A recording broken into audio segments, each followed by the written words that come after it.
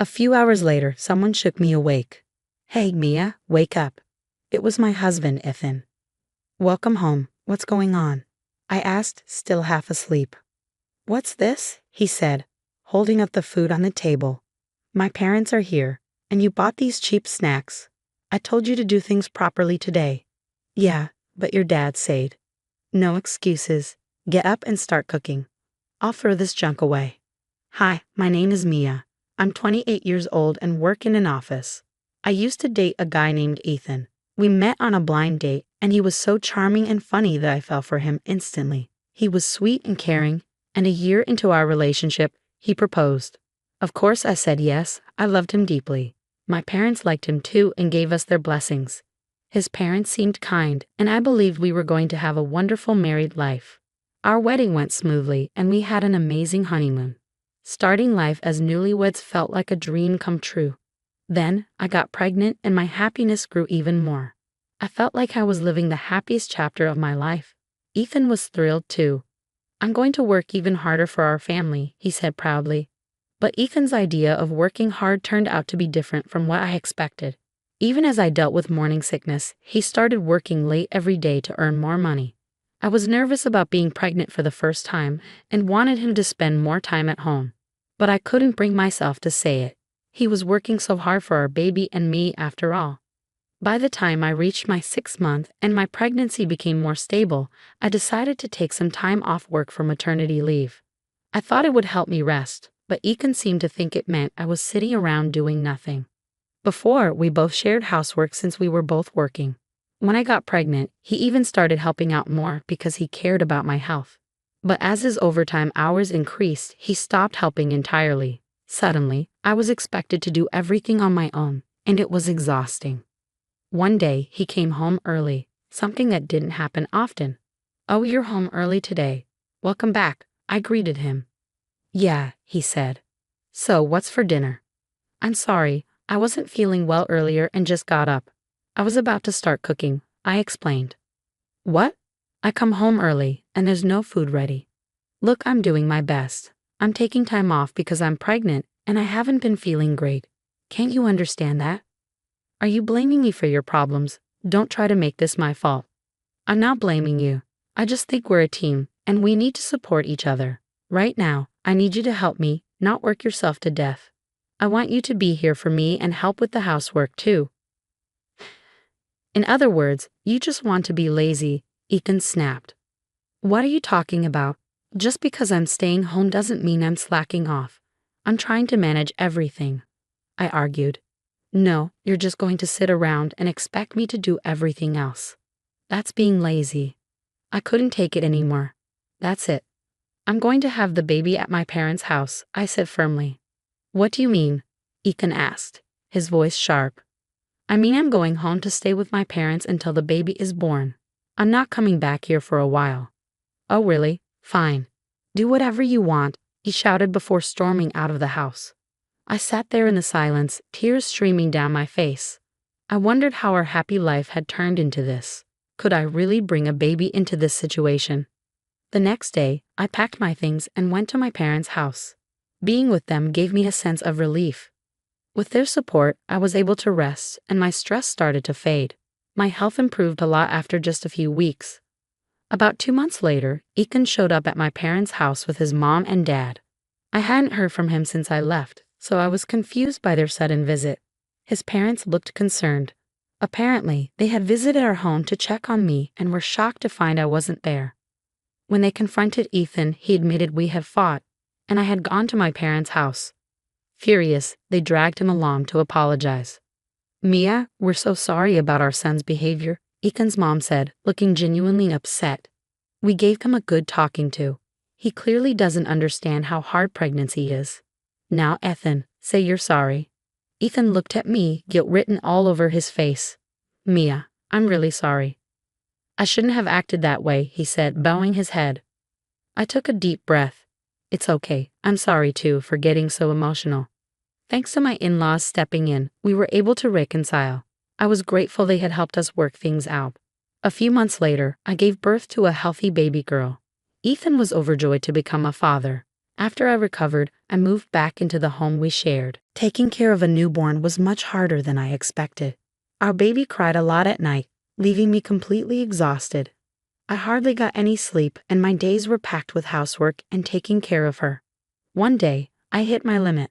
I was putting our daughter to bed and fell asleep next to her. Hours later, Ethan woke me up. It was already nighttime. I knew I was in trouble. I hadn't prepared anything for dinner, and I worried that Ethan might get angry just like before. He gave me an annoyed look, but surprisingly, he didn't yell. Instead, he said, "Next Saturday, my parents are coming over to celebrate the baby's birth. You better get everything ready for them." I remembered that my mother-in-law had mentioned it earlier. It was coming up fast next week already. I've been so focused on taking care of our baby that the day of the celebration arrived quickly. "Okay, I have to go to work in the morning," Ethan said. "Make sure you prepare a great meal for my parents, all right?" "Yes, I will," I promised, though I still felt stressed. Even though Ethan wasn't angry anymore, he still didn't seem to understand how hard it was to care for our baby. Once he left for work, my daughter finally fell asleep, and I got ready to start cooking. But just then, the doorbell rang. Who could that be at this time? I answered the door, and to my surprise, it was Ethan's parents. "What happened? You were supposed to come later this afternoon, right?" I asked. "I'm so sorry to show up unannounced," Ethan's mom said. "We thought you might be working hard to prepare everything, so we brought appetizers to share with you." "Oh, Ethan picked them out for you." "Oh, really? Thank you," I said, feeling a little relieved. Just then, my daughter started crying. Apparently, the sound of the doorbell had woken her up. "Oh no, I'm so sorry we woke her up," Ethan's mom said. "Is she crying a lot these days?" "How do you know?" I asked, a little surprised. "Ethan cried a lot as a baby, so I thought she might be like him," she replied. Then my mother-in-law said, "You haven't gotten much rest, have you? Let me take care of her for a while. You get some sleep. I'll even go buy drinks. Let me know if you need anything else." "Thank you so much, both of you," I said gratefully. I decided to listen to them and took a break. I lay down on the couch and fell asleep. A few hours later, I woke up to someone shaking me. "Hey, Mia, wake up." It was Ethan's voice. "Welcome home. What's going on?" I asked, still groggy. "What? What are these appetizers?" "My parents are here, and you bought this cheap food. I told you to do things right today." "Oh, that's from your mom." "No excuses. Get up and start cooking. I'm throwing this stuff away." Hey, I cried, trying to stop him as he grabbed the appetizers to throw them away. "These where?" I tried to explain, but I didn't get a chance before I heard a loud voice behind me. "Hey, what are you doing?" It was Ethan's dad. He must have just come back home. My mother-in-law, who had been out with our daughter, was with him. "Hi, Dad, listen to me. I told her you were coming today, but she slept in and didn't cook. And now she's trying to cover it up with these cheap appetizers. I'm going to throw them away and make Mia cook something else." "Those appetizers were from your father." Ethan froze, staring at me. "What did you say?" "I said those appetizers are from your dad. I've been trying to tell you this." Ethan's face turned pale. My father-in-law walked up to him, looking really angry. "I'm sorry about the cheap appetizers," Ethan mumbled. "No, it's not about that. It's about you not caring about Mia at all. I thought you'd changed before the baby was born, but clearly you haven't." "I'm sorry," Ethan said weakly. Just then, Ethan's phone buzzed with a message notification. My mother-in-law saw the screen. "Ethan, who is this Karen?" "Oh no. You forgot your cigarettes and lighter. Don't forget them next time. Who is this woman?" Ethan stammered. "Well, that's... who is she? What's going on?" Ethan finally realized there was no way out. He confessed to having an affair. "You've got to be kidding me." My father-in-law shouted, and before I knew it, his fist came down hard on Ethan. He collapsed to his knees and started apologizing, crying. It was a mistake. The devil made me do it." Ethan tried to explain, but I couldn't believe him anymore. "I can't do this anymore. Please, let's get a divorce," I said firmly. "Oh no," my in-laws said, looking shocked. "Of course you should get the divorce. We're so sorry for what our son did to you." They apologized. "We'll make him do whatever you want for the divorce," they added. After that, my parents-in-law took Ethan out of the house and left. A little while later, they returned with the divorce papers. They told me they had forced Ethan to confess everything.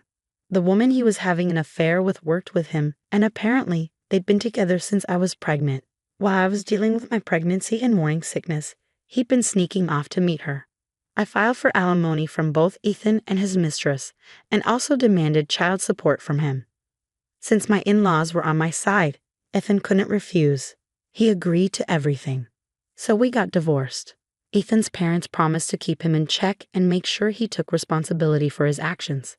As for me, I went back to my parents' house. With their help, I returned to work. My daughter grew up happy and healthy, and her sweet smile brought joy to my life every day. I'll keep working hard to take care of her and provide for her future. Thank you for watching. If you liked this story, please subscribe to the channel. See you next time.